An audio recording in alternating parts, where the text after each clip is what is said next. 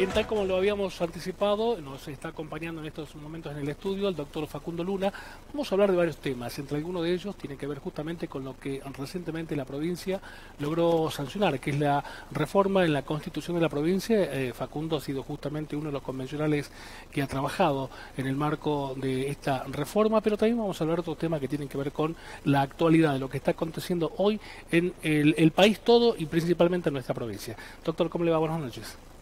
Muy buenas noches. Gracias, bienvenido a este programa. Les agradezco la invitación a toda la producción, al equipo. Muchas gracias por tenerme aquí presente. Por favor, al contrario. Doctor, ha pasado un tiempo ya importante desde que ha sido sancionada la reforma parcial de la Constitución. Aún por allí persisten algunos rechazos de la misma, pero hoy hemos tenido algunas visiones diferentes por parte de la justicia y ya vamos a hablar de ese tema. Pero vamos de lleno a lo que tiene que ver con la reforma en sí. ¿Cuál es su visión de todo el trabajo que han podido realizar durante ese periodo de tiempo? En virtud del plazo que transcurrió, yo creo que a medida que se va esclareciendo un poco cuál fue el camino que transcurrió, se va analizando la avanzada en materia de derechos que se ha ido obteniendo. Por supuesto, hemos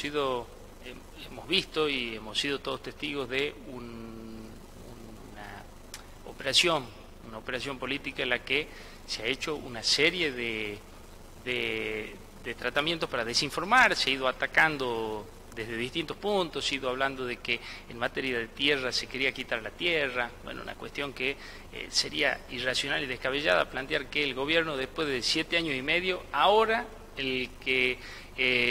actual gobernador Gerardo Morales pretenda quitarle tierra, por darle un ejemplo, a los asentamientos. Con los asentamientos se ha hecho un trabajo desde la Secretaría de Tierra y Vivienda muy importante y en el cual se ha ido regularizando una serie de cuestiones en la mayoría de los predios, y los que están pendientes se ha ido avanzando y se sigue trabajando, lo mismo que la propiedad que tiene que ver con relación a las tierras de las comunidades indígenas. Se ha ido avanzando, se ha ido regularizando, y se avanzó en los tratamientos que tienen que ver con los expedientes que abre el INAI, que es el Instituto Nacional de las Comunidades Indígenas, que es de Nación, y al mismo tiempo con el que es el Instituto de Colonización, que ya a partir de la reforma de la Constitución va a cambiar, porque va a dejar de ser quien se ocupe, porque de hecho cuando fuimos a la Asamblea Constituyente, fue una cuestión que coincidimos, los bloques que decidimos dar el debate, no todos los bloques, pero quienes decidimos dar el debate coincidimos de que no podíamos seguir hablando en el 2023 de un instituto de colonización, con lo que representa el nombre de hablar de colonización frente a las comunidades indígenas. Totalmente. Pero se ha ido avanzando, y a medida que se va analizando y se va comentando cuáles son los derechos, la Constitución consagra derechos de avanzada, se ha consagrado cuestiones como la inteligencia artificial, no consagrarlo específicamente en el sentido de cómo se debe tener en cuenta, sino qué hacer en caso de que surja una legislación, que siempre tienen que primar los derechos de las personas, los derechos humanos, en caso de que haya algún tipo de conflicto, siempre poniendo las bases, porque la Constitución establece eso, establece bases y puntos sobre los cuales debe dictarse la legislación y sobre las cuales deben avanzar ya los legisladores, la legislatura. Hoy justamente llamó mucho la atención parte del discurso que el presidente de la Nación ha dado a la televisión alemana en el marco de la visita que tiene a la Unión Europea. Y habló que este gobierno de Alberto Fernández va a ser recordado como el gobierno que ha brindado la mayor cantidad de derechos a la gente. Y sin embargo, está haciendo todo lo viable para el Estado desde el punto de vista jurídico para dar de baja una constitución en la provincia que ha otorgado derechos. O sea, qué contradicción que hay en ese mensaje. Sin duda, y además es un poco contradictorio el hecho de que plantee que es el gobierno que ha dado más derechos cuando ha sido el gobierno que se va, y creo que desde los 2000 que el gobierno que ha tenido el índice de pobreza más alto, sin lugar a duda. Sí, una inflación que es galopante, una inflación que no se puede manejar, y un gobierno que, si no recuerdo mal, agarró una administración con el dólar a 68 pesos y no sabemos cuánto va a estar el dólar cuando se vayan el 10 de diciembre, porque no tengo duda de que esta administración va a terminar el 10 de diciembre, porque entiendo que todos los argentinos han decidido que es un modelo que se ha acabado, y en eso creo que el gobernador Gerardo Morales ha sido muy claro cuando dijo que efectivamente el kirchnerismo ha cerrado el ciclo, pero el ciclo en el que le ha quitado poder adquisitivo a los argentinos, le ha quitado calidad de vida, le ha quitado garantías y necesidades y cumplimiento de garantías y necesidades básicas y fundamentales, y en eso coincido totalmente de que es un ciclo que se está acabando, y creo que el país va a girar en torno a una nueva administración. Hace unos días conversábamos con el contador Carlos Aguirre, el actual ministro de Hacienda de la provincia, y hablábamos justamente de las cuestiones salariales en la provincia, y hace hincapié fundamentalmente en lo que principalmente había ocurrido en Jujuy y aún continúa, que tiene que ver con el reclamo docente. Y él nos daba a conocer a través de uno de los medios que lo que se había ofrecido en Jujuy estaba muy por encima de lo que es la pauta salarial a nivel nacional. Es más, hablamos de una diferencia importante en pesos, y aún así todavía hay algún sector que es renuente, digamos, a aceptar este tipo de propuesta que ha hecho el gobierno de la provincia. Hoy Jujuy tiene salarios que han sido reconocidos, no solamente por la provincia, sino por otras provincias más, como de los más altos que tiene el país. Pero sin embargo, por allí todavía hay algunas personas que esto no lo entienden. Sin duda, en eso tenemos que separar un poco la paja del trigo de lo que es la cuestión netamente salarial, que ha sido, como todos sabemos, un reclamo legítimo, un reclamo válido. De hecho, ha sido un reclamo de los más ordenados que hemos visto en el último tiempo en nuestra provincia, porque los docentes se han manifestado, los y las docentes han hecho las marchas, no han ensuciado, no han entorpecido, no han hecho cortes, o sea, ha sido un reclamo. Han hecho su reclamo y su huelga, y lo han hecho en una forma ordenada, sin entorpecer, y lo han hecho en un contexto en el que estaban negociando paritaria. De hecho, el gobierno a fines de junio definió que, fines de mayo, definió que la pauta salarial, a raíz de que era el tercer mes consecutivo que ya daba más de 8 puntos el INDEC, el índice de inflación, decidió que iba a mantener las paritarias abiertas, y todos los meses está manteniendo las relaciones el Ministerio de Hacienda, precisamente para analizar y ver la forma de paliar esta situación. Pero se ha convenido una remuneración que arranca sin antigüedad y sin otras cuestiones, con 200.000 pesos de bolsillo, con lo cual es muy superior a los salarios que se puede ver en los grandes polos productivos, Ciudad Autónoma de Buenos Aires, Provincia de Buenos Aires, Córdoba, Santa Fe, es decir, a los grandes polos productivos, los que tienen mayor aglomerado de personas, y sin embargo los salarios, las remuneraciones de Jujuy, que estamos muy lejos de estos centros económicos, están muy por encima de algunos de los salarios de estos. Hay docentes que cobran en Ciudad Autónoma de Buenos Aires 134.000 pesos para arrancar, en otra de las provincias veíamos el simulador de Provincia de Buenos Aires que arranca en 160.000 pesos, con lo cual queda por encima, y sobre todo muy por encima de la pauta que fijó la Nación. Así, 145.000 pesos marcó Nación, claro, sobre 200 que tiene Jujuy. Hablando de ese tema, y otro que tiene que ver de alguna manera relacionado con la situación que hoy vive Jujuy a raíz de los cortes, hemos tenido complicaciones serias con los cortes, la vida de una persona que fue truncada justamente por un corte de ruta, no puede llegar a una asistencia médica en el momento oportuno, y el gobernador Morales se ha expresado en la jornada de hoy a través de una carta pública, muy extensa por cierto, pero en donde da a conocer desde su visión y desde las pruebas y la certeza de todo lo que se ha visto, de todo lo que ha implicado la incursión de la Nación a través de distintos organismos y estamentos en las marchas que se han dado en la provincia y en los cortes específicamente de ruta que hoy mantienen sitiado a gran parte de la provincia. Sin duda, creo que ha sido totalmente oportuno que remite esa carta abierta para que se ponga blanco sobre negro sobre las distintas circunstancias que estamos atravesando. Hay una serie de cuestiones que podemos analizar como la pauta de que ha sido todo premeditado, ha sido con la intencionalidad aviesa de atacar el régimen constitucional, régimen democrático, atacar a la institucionalidad en una provincia que no piensa igual que Nación, una provincia que con 7 años y medio de gestión Gerardo Morales ha logrado devolverle la dignidad a los jujeños, la dignidad de no tener que andar tocando las puertas de Nación para poder pagar los sueldos, y lo ha hecho a través de herramientas que han sido fundamentales, como pensar cuestiones que nadie había pensado, como poder darle ingresos económicos a una provincia a través de energías renovables en un lugar que hasta unos años antes de que asume el 2015, nadie pensaba en otra actividad que la minería en la Puna Jujeña. Claro. Y se le da una vuelta de rosca analizando la posibilidad de que haya otra actividad y que sea una actividad sustentable, sostenible y que piensa en el cuidado del ambiente, sobre todo en las circunstancias que atravesamos. Y a través de esa forma encontró las herramientas, pero ¿para qué? Para que no sea una provincia que tenga que estar dependiendo económicamente y al mismo tiempo con esa rentabilidad ha pensado una provincia que rompa las desigualdades que pueden generar una cuestión esencial como es la inequidad en materia educativa. A través de eso lo que ha desarrollado es el plan, el PROMACE, que es el programa que es la creación de 258 escuelas, que entiendo que a todos los jujeños nos tiene que enorgullecer por una cuestión sencilla de que Jujuy, que es una provincia muy pequeña, no representa ni el 2% del padrón electoral, tenemos 800.000 habitantes en un país que tiene casi 47 millones de habitantes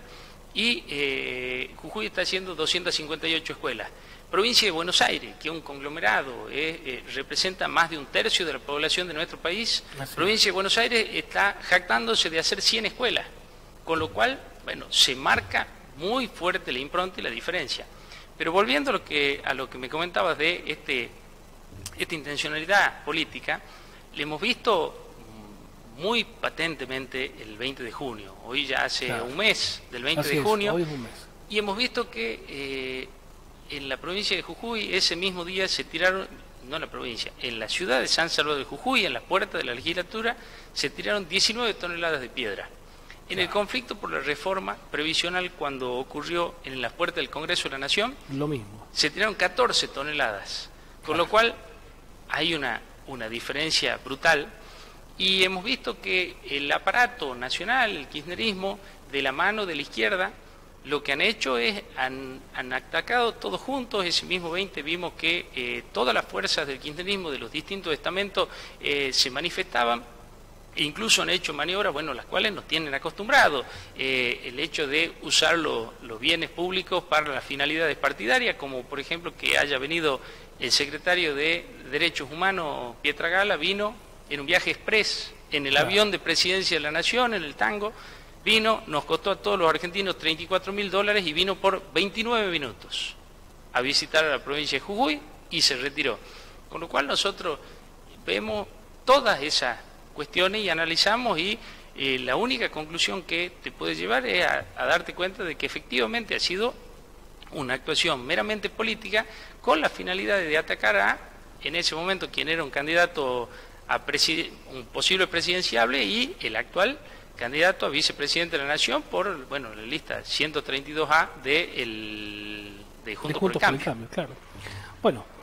convengamos que también durante lo que ha significado estos casi 4 años de gobierno de Fernández, a Jujuy vino una sola oportunidad y no vino oficialmente a verlo a Morales, sino vino específicamente a verla a quien está hoy detenida, que es Milagro Sala. Así que no extraña nada lo que haya hecho Pietragala, ni lo que puedan llegar a hacer en un futuro. Es más, el presidente Fernández ha sido uno de los que hace unos minutos yo justamente lo mencionaba, ha sido quien ha solicitado a la justicia de que vea la forma de rever la aprobación de esta Constitución. Y en el caso también de otras entidades, algunas organizaciones de abogados y otros círculos más han presentado habeas corpus por aquella gente que hoy está detenida, que ha sido demorada después de un análisis pormenorizado de todos los estudios que se han hecho respecto a la investigación de lo acontecido el 20 de junio. Y hoy la Cámara Federal de Salta, o ayer mejor dicho la Cámara Federal de Salta, se expidió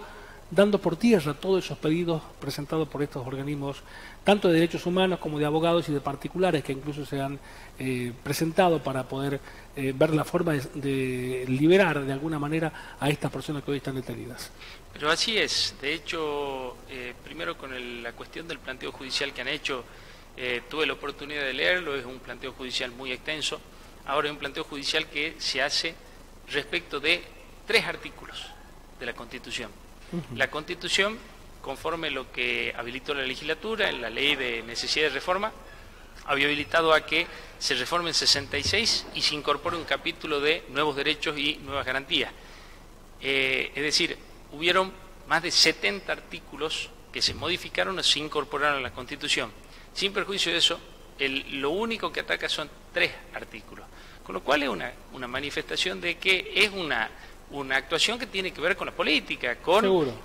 demostrar que se ataca, pero por el ataque mismo, sin fundamento, sin justificación. De hecho, porque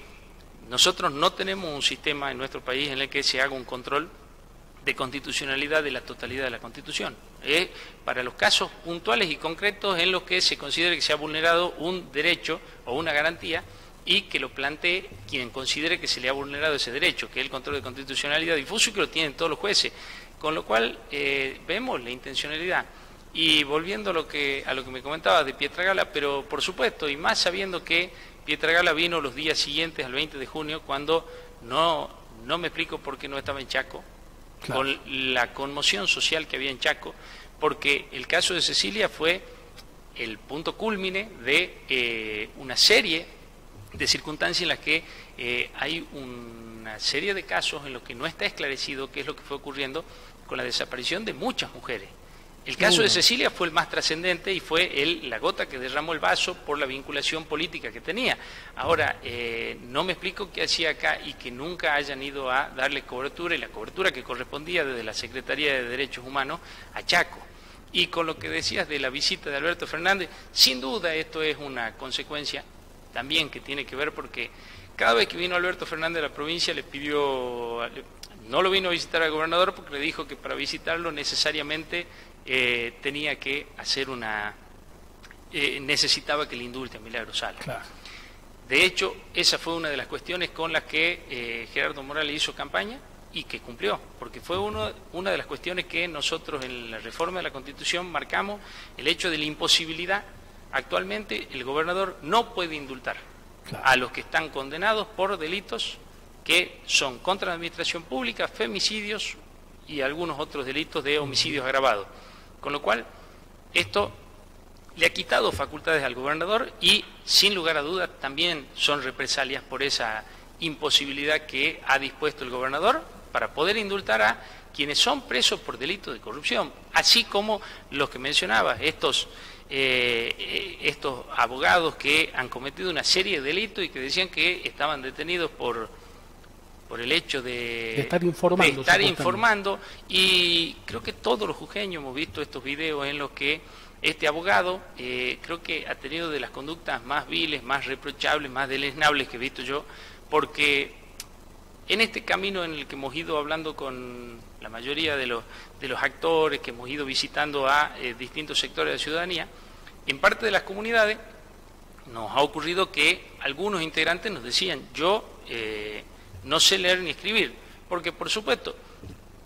se forman en distintos conocimientos, claro, hablan quechua, algunos hablan aymara, es decir, tienen distintos conocimientos, pero nos manifestaron algunas personas, yo no sé leer ni escribir. Y con lo cual, para mí hay pocas cosas más reprochables que una persona que, cuando se le manifiesta esa vulnerabilidad, se aprovecha y le desinforma y le miente. Claro. Porque esa persona no puede tomar el papel de la Constitución y leer que no es cierto lo que le están diciendo. Por sí mismo lo que está viendo. No puede leerlo, claro, y le cree. Y ve los videos y se malinforma. Con lo cual me parece que es mucho más reprochable, no solo la instigación a cometer los delitos, que bueno, la justicia lo está analizando y será la justicia la que determine, pero no tengo duda de que su conducta es de las cosas más reprochables que se ha ido viendo, así como este docente que afirmaba que era una víctima de una persecución, y cuando hemos visto los videos en una conferencia de prensa que llevó adelante la justicia, llevó adelante el Ministerio Público de la acusación, se ve cómo arroja piedras, cómo tiene un objeto contundente con el que agrede a la fuerza de seguridad, con lo cual de inocente poco tiene ese hombre como para decir que es una persecución, así como todos los habeas corpus se han rechazado en la Cámara Federal de Salta porque eran improcedentes, porque era gente que estaba conforme a derecho. Creo que ese también es un mensaje que es importante para todos los ciudadanos, de que el Estado de Derecho no solamente es quien tiene que garantizar los derechos y las garantías, es decir, el cumplimiento del Estado de Derecho no es solamente garantizar y cumplir derechos, sino también hacer que se procese a las personas que han cometido ilícitos, que no da exactamente igual a la provincia que una persona haya cometido cualquier delito y que camine por la calle impunemente como nos tenían acostumbrado antes del 2015. No es lo mismo. Eso me parece que es importante porque no es una cuestión menor. Sin duda. Doctor, en principio quiero agradecerle yo la deferencia que ha tenido particularmente de acompañarnos hoy, de esclarecer algunos puntos que es importante que la comunidad sepa, y me atrevo a invitarlo para otra oportunidad para que sigamos hablando de más de lo que nos ocurre acá en Jujuy. Pero sin duda, yo les agradezco la invitación y cuando gusten voy a volver al piso.